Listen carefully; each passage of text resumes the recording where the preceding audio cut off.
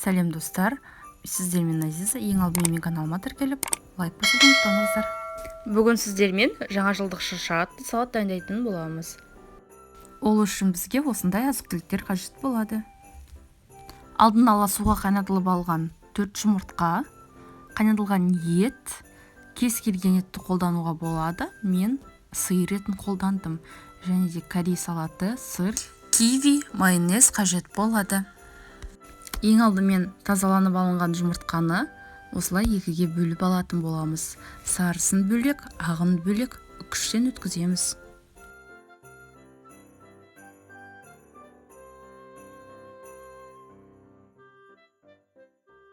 Одан соң сырды да үккіштен өткіземіз.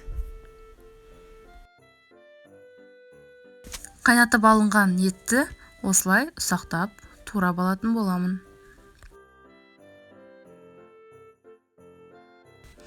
Етті ұсақтап турап болдым. Кивидің сыртын тазалап, осылай дөңгелектеп турап алдым.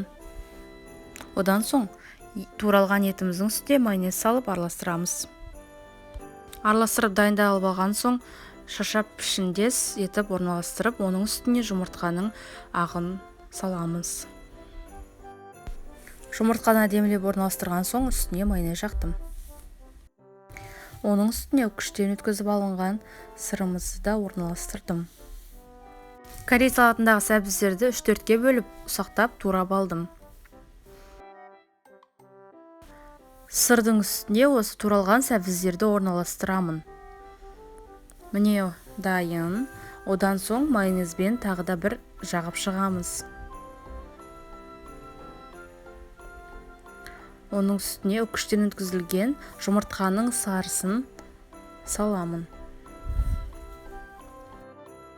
Міне жұмыртқаның сарысында әдемілеп салып шықтым. Одан соң майонезді жағып шығатын боламын.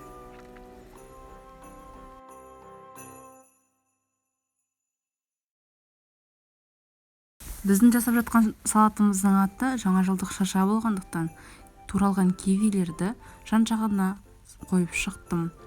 Қалған кивиді екіге бөліп үстіне қойдым. Біздің шыршамызға жұлдызша жетпей тұр. Жұлдызшаны қызылшадан кесіп қойдым.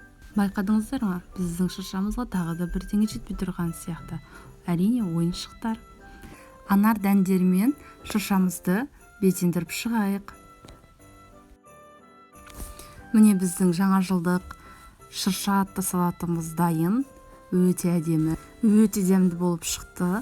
Сіздер де жасап көріңіздер.